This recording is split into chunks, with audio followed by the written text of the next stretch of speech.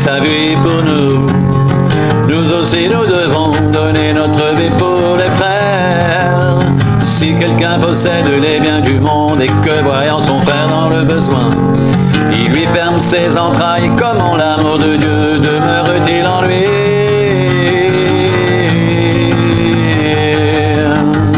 Petits enfants, n'aimons pas en parole et avec la langue, mais en action et avec vérité.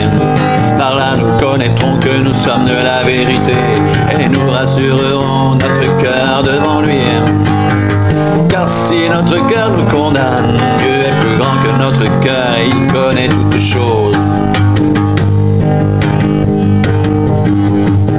Vous petits enfants, vous êtes de Dieu et vous les avez vaincus, parce que celui qui est en vous est plus grand que celui qui est dans le monde. Eux, ils sont du monde et c'est pourquoi ils parlent après le monde et le monde les écoute. Nous sommes de Dieu et celui qui connaît Dieu nous écoute. Celui qui n'est pas de Dieu ne nous écoute pas. C'est par là que nous connaissons l'esprit de la vérité, l'esprit de l'erreur. Bien-aimés, aimons-nous les uns les autres. Car l'amour est de Dieu et quiconque aime est né de Dieu. Car l'amour est de Dieu et quiconque aime est né de Dieu. Et connaît Dieu.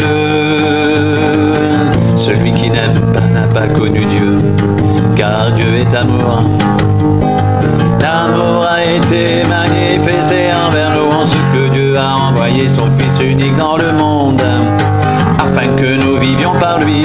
Et cet amour consiste non point en ce que nous avons aimé Dieu, mais en ce qu'il nous a aimés, envoyé son Fils comme victime expiatoire pour nos péchés. Bien-aimés, si Dieu nous a ainsi aimés, nous devons aussi nous aimer les uns les autres. Personne n'a jamais vu Dieu. Si nous nous aimons les uns les autres, Dieu demeure en nous et son amour est parfait en nous.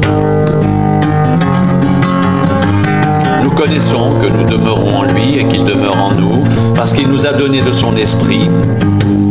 Et nous avons vu et nous attestons que le Père a envoyé le Fils comme sauveur du monde, celui qui déclarera publiquement que Jésus est le Fils de Dieu. Dieu demeure en lui et lui en Dieu.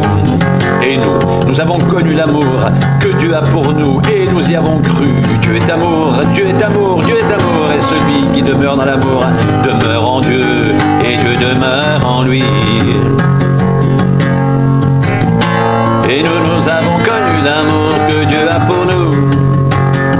Et nous y avons cru. Dieu est amour et celui qui demeure dans l'amour demeure en Dieu et Dieu demeure en lui. Et Dieu demeure en lui. Et Dieu demeure en lui.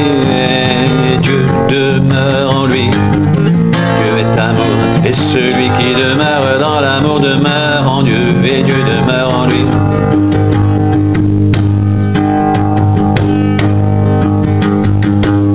Tel il est, tel nous sommes aussi dans ce monde. C'est en cela que l'amour est parfait en nous, afin que nous ayons de l'assurance au jour du jugement. La crainte n'est pas dans l'amour, mais l'amour parfait bannit la crainte. Car la crainte suppose un châtiment, et celui qui craint n'est pas parfait dans l'amour. Pour nous, nous l'aimons parce qu'il nous a aimés le premier.